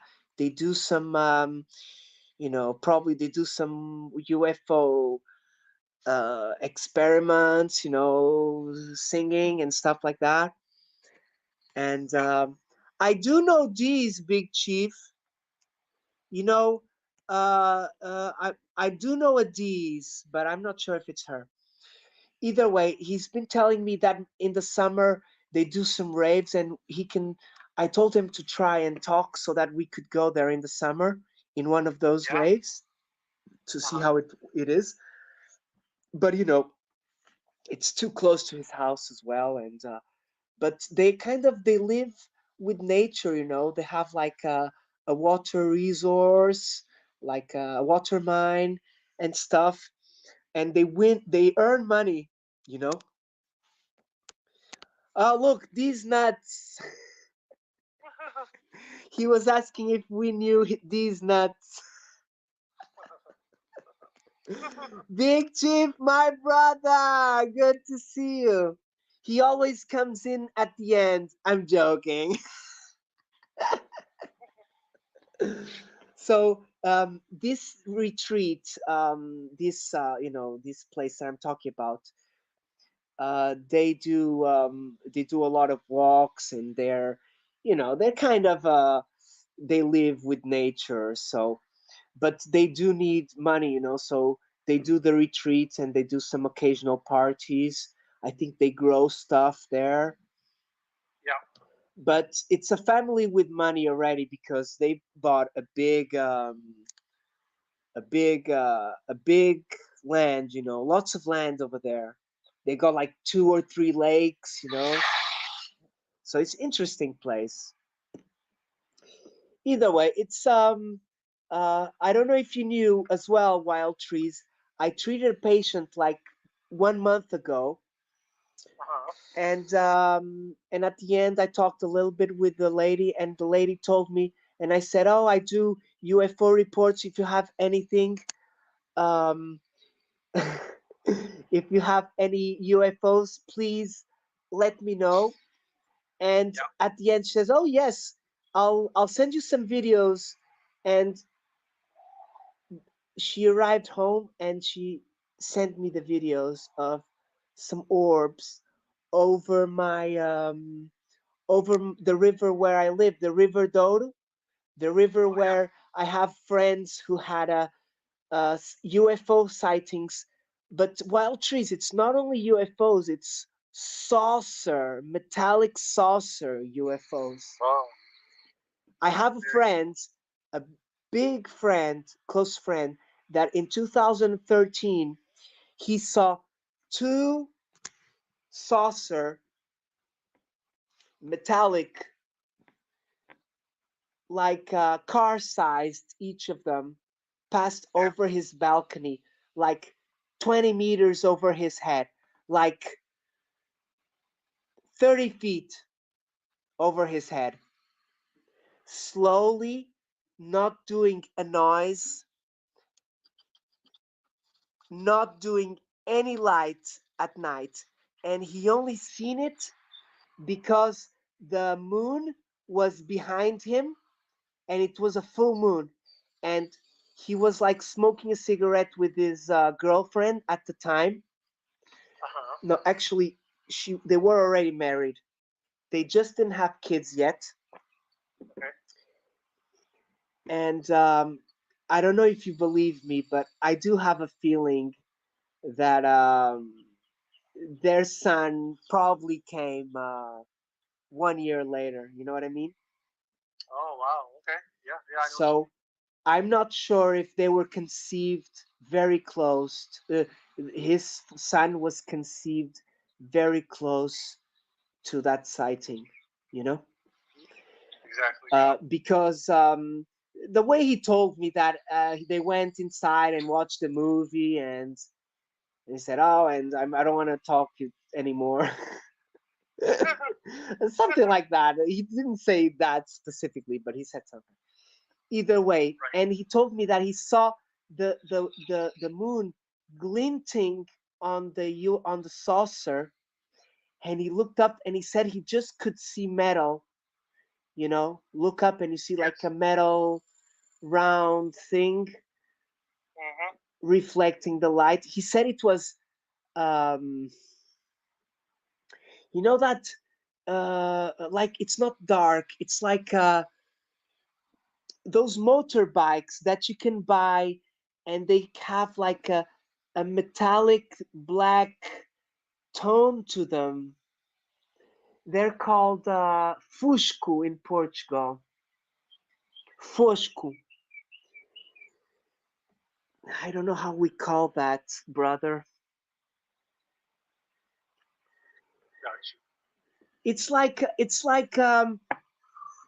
dusk when it's when the end of the day. It's Uh-huh. like a dull metallic. It's like Okay. it's not like a silver. You know what I mean? Yeah. Silver. Maybe it's like it's like a mirror, you know? It's like a mirror, silver, but this one was like a dull silver, like very dull, like polarized metal or something like that. Gotcha. So it was interesting, and I tell you, this friend, I was already into UFOs, but he already told me this sighting many years ago because he's an old friend. But at the time, I didn't care about it, you know. I was like 18, 19. I wanted to have fun, and I knew about I seen the X Files, Yeah. but you know I didn't really interest much about that. But later on, when I got it, like some years ago, when I got in more interested, and he told me about that again, I said, look, let's do a video for my show. And that's how I started my show, you know. Oh wow. So it That's was, your origin story. yeah. And I got another one. I got another story from a friend of mine in 2013, but it was on the summer. It wasn't in June. The first one was in June. Actually, the first one, we're getting close to it because San Juan is on Monday and we are on Friday. So in 3 days is San Juan. So tomorrow, oh my God, tomorrow it's 1 year. No, tomorrow it's a year. So 2003. Okay, so tomorrow is 13. No, uh, 2013, 2023.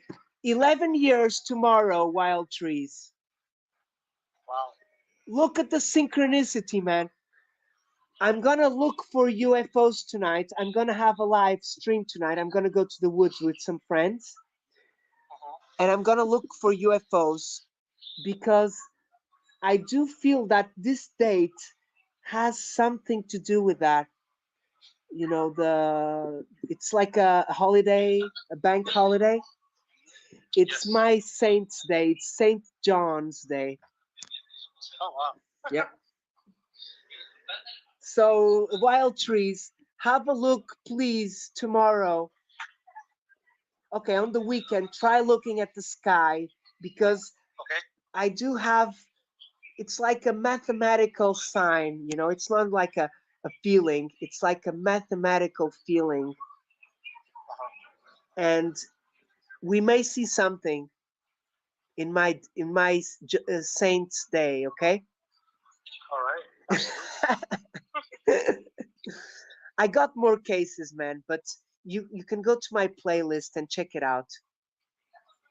Definitely. Wild Trees, we're gonna have to go, man, Okay, man. Thank you because so I'm much. gonna have to go get my kids, and then I'm gonna have to leave them at the music in 30 minutes, okay?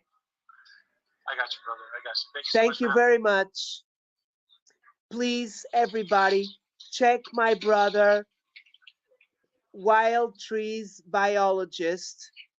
I tagged his channel on the chat, but I will be leaving his channel on the description. So please check out my awesome brother from Texas, Wild Trees Biologist. We love you, brother. Thank you so much. Love you too. Love all your followers too. Wonderful. Say your goodbyes, brother. Goodbye. Goodbye, everybody. Thanks for watching. Thanks for listening. Thank you, John. Love you, brother. Thanks for supporting me the whole time. I will continue to support you, and I love you Wonderful. so much. Thank you for being a fan, brother. Yeah, just being friends, brother. That's all I want. And if you see anything, please let me know, okay? You got it. Okay, I'm gonna leave. I'm gonna turn your call off, but I'm gonna leave the music I did for you, okay, Wild Trees? Okay, sounds good to me. That's the music I sent you a while ago, okay? Okay, Wonderful. Looking forward to see you live, okay? Please let me know and I'll post your link when you're live on my channel, okay, brother? Okay, thank you so much. I do appreciate that. Wonderful. Big hug. See you soon, Wild Trees. Big hugs. Have a good day. Good night. Love you very much, brother. Stay blessed. Bye-bye. Love you too. Bye. Wonderful, guys. I hope you enjoyed it. Okay, I'm going to put a music quickly. I have to go and make my snack as well. Okay, where is the music? Here it is. Okay, so this is the beautiful music. Okay, so Sidvich, please help Wally. Mali, Parila, USA sister, good to see you. Wally, my brother, love you very much. Big hug to Bat. Judy, sister, love you very much, Judy. Big hugs. Thank you very much for joining us. Sidvich, if you're later tonight, we can talk, okay? After my hike. Okay, wait a second, guys. My cell phone, that's the one which is a bit emotion. Okay, so I'm going to put the music for, firstly, I'm going to put the music for Wild Trees Biologist, okay? Enjoy, guys.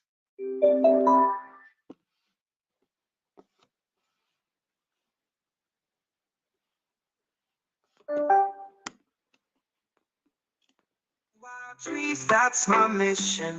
Cracking nature's code with natural. In the forest is where I roam with my trusty microscope. I'm in my zone, studying the wild trees, that's my mission. Cracking nature's code with natural precision. The rhythm of the jungle, it's in my blood as I explore the rainforest, just like I should. Every leaf and every branch, they sing to me, telling tales of wonders forever wild and free.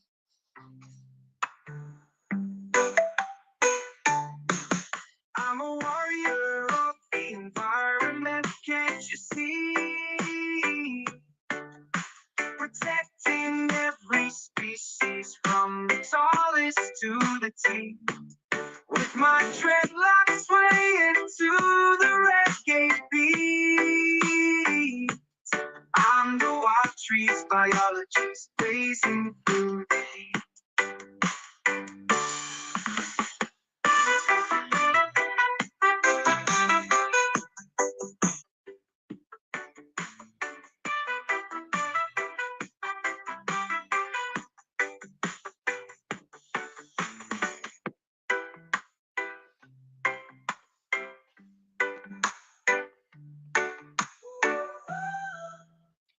Woo, woo. Wonderful, my people. Hope you enjoyed. I'll catch you on the next one, okay? Shining bright, feel the rhythm in my soul. It's gonna be a good day, alright. DJ's misadventure, short the adventures inside. Sharing stories and life experiences, gonna have some fun tonight. Talking about UFOs and the paranormal things. Okay, last one, my people. Adventures reaching one. Thank you very much for joining. Yeah, we're sailing high, plowing the way to treasure, searching beneath the starry sky. UFO phenomenon, we seeking answers. Oh, so wise, join us on this epic battle. Bad minds and wrongdoers we defy. Chilling by the beach, vibe so sweet, feeling irie. John be the captain leading us on this mystical journey. With a rhythm in our hearts, we sing with unity, spreading love and harmony, embracing diversity. Come on, come Join the rats, jam this way. Together we'll conquer. We won't be led astray. Guided by the reggae vibes. We'll find our way in this epic battle for truth. We'll make our play.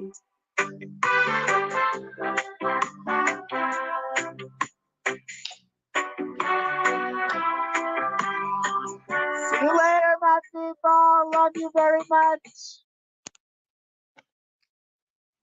Vá, já está, linda. Daqui a zero. Daqui a zero.